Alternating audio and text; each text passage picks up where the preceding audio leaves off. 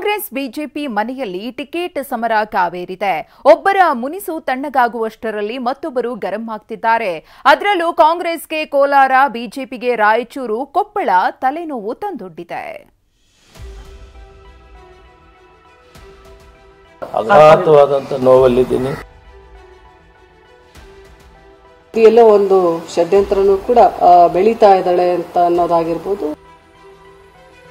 ನಾವು 3ನೇ ತಾರೀಕು ನಾಮಿನೇಷನ್ ಮಾಡಬೇಕು ಅನ್ನೋದು ಕೂಡ ಆಲೋಚನೆ ಮಾಡಿದ್ವಿ.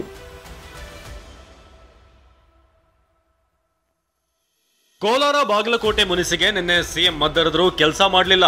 ಕೈನಾಯಕರು ತಮ್ಮ ಬಿಗುಮಾನ ಬಿಟ್ಟು ಕೊಡ್ತಿಲ್ಲ. ಅತ್ತ ಬಿಜೆಪಿ ಮನೆಯಲ್ಲೂ ಶೀತಲ ಸಮರ ಜೋರಾಗಿದೆ.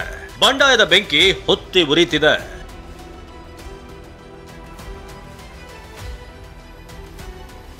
ಸಿಎಂ ಸೂಚನೆಗೂ ಡೋಂಟ್ ಕೇರ್, ಮುನಿಯಪ್ಪ ಮುನಿಸು.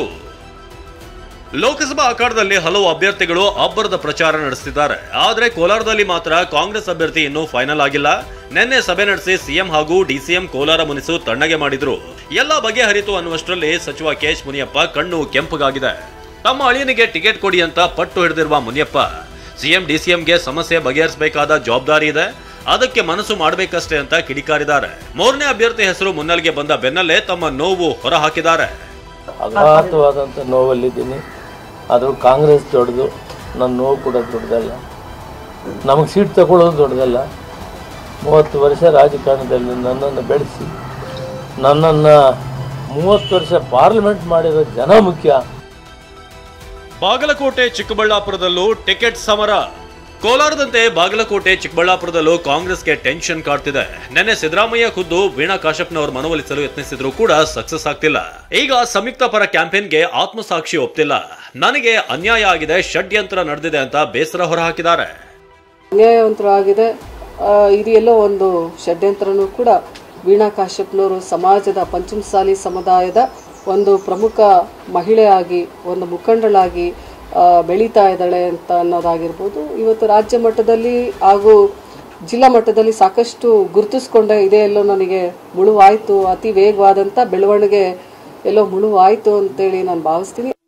ಇನ್ನು ಕಾಂಗ್ರೆಸ್ ಪಾಲಿಗೆ ಚಿಕ್ಕಬಳ್ಳಾಪುರ ಕ್ಷೇತ್ರವು ಕಗ್ಗಂಟಾಗಿದೆ. ಟಿಕೆಟ್ ಆಕಾಂಕ್ಷಿ ರಕ್ಷಾರಾಮಯ್ಯ ಸ್ಪರ್ಧೆಗೆ ಶಾಸಕರು ವಿರೋಧ ವ್ಯಕ್ತಪಡಿಸಿದ್ದಾರೆ. ಹೀಗಾಗಿ ಮಾತುಕತೆಗೆ ಸಿಎಂ ಮುಂದಾಗಿದ್ದಾರೆ. ಕಮಲಕೋಟೆಯಲ್ಲೂ ಭಿನ್ನಮತದ ಬೆಂಕಿ. ಚಿತ್ರದುರ್ಗದಲ್ಲಿ ಶಾಸಕ ಎಂ ಚಂದ್ರಪ್ಪ ಪುತ್ರ ರಘುಚಂದನ್ಗೆ ಟಿಕೆಟ್ ತಪ್ಪಿದ್ದಕ್ಕೆ ಬಿಜೆಪಿ ವಿರುದ್ಧ ಸಮರ ಸಾರಿದ್ದಾರೆ. ಅದರಲ್ಲೂ ಗೋವಿಂದ ಕಾರಜೋಳಗೆ ಟಿಕೆಟ್ ಕೊಟ್ಟಿದ್ದಕ್ಕೆ ಆಕ್ರೋಶಗೊಂಡಿರುವ ಸ್ಥಳೀಯರು ಗೋ ಬ್ಯಾಕ್ ಕಾರಜೋಳ ಅಂತಿದ್ದಾರೆ.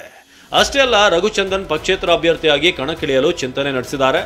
ಇವತ್ತು ಸ್ವಾಭಿಮಾನಿ ಕಾರ್ಯಕರ್ತರ ಸಭೆ ನಡೆಸಿದ ಎಂ ಚಂದ್ರಪ್ಪ ಬೆಂಬಲಿಗರ ಅಭಿಪ್ರಾಯ ಸಂಗ್ರಹಿಸಿದ್ರು. ಬಳಿಕ ಏಪ್ರಿಲ್ 3ರಂದು ನಾಮಪತ್ರ ಸಲ್ಲಿಕೆಗೆ ನಿರ್ಧರಿಸಿದ್ದಾರೆ.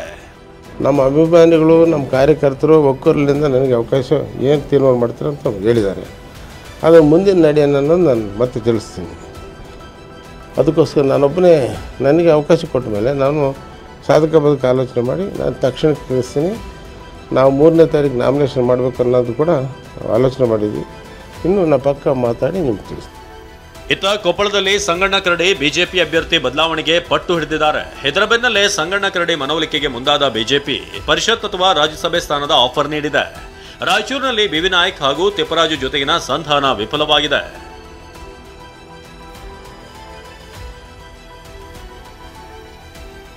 ನಾಳೆ ತಮ್ಮ ನಿರ್ಧಾರ ತಿಳಿಸ್ತಾರ ಸುಮಲತಾ?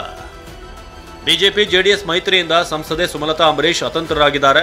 ಮಂಡ್ಯದಲ್ಲಿ ಸ್ಪರ್ಧೆ ಬಗ್ಗೆ ನಿರ್ಧಾರ ಮಾಡೋಕೆ ನಾಳೆ ಮಧ್ಯಾಹ್ನ ತಮ್ಮ ಬೆಂಬಲಿಗರ ಸಭೆ ಕರೆದಿದ್ದಾರೆ. ಅವ್ರನ್ನ ಬಿಟ್ಟು ನಾನು ಯಾವುದೇ ನಿರ್ಧಾರ ತಗೊಳ್ಳಲ್ಲ. ಅವರ ಅಭಿಪ್ರಾಯ ಏನಿದೆ, ಅವರ ಭಾವನೆ ಏನಿದೆ ಈ ಸಮಯದಲ್ಲಿ, ಅದನ್ನು ನಾನು ಕೇಳಬೇಕಾಗಿರೋ ಒಂದು ಕರ್ತವ್ಯ ನನ್ನದು. ನಾಳೆ ಅವ್ರು ಬರಲಿ, ಅವರಿಂದನೂ ಅಷ್ಟು ವಿಚಾರಗಳನ್ನು ನಾನು ತಿಳ್ಕೊತೀನಿ. ಅದಾದಮೇಲೆ ನೆಕ್ಸ್ಟ್ ನನ್ನ ನಿಲುವು ಏನೇ ಇರಲಿ, ನಾನು ಮಂಡ್ಯದಲ್ಲೇ ಬಂದು ನಾನು ಘೋಷಣೆ ಮಾಡ್ತೀನಿ ಅನ್ನೋಂಥ ಮಾತನ್ನು ಅವ್ರಿಗೆ ಹೇಳಿದೆ. ಸುಮಲತಾ ಯಾವ ನಿರ್ಧಾರ ಕೈಗೊಳ್ತಾರೆ ಅನ್ನೋದು ಕುತೂಹಲ ಮೂಡಿಸಿದೆ.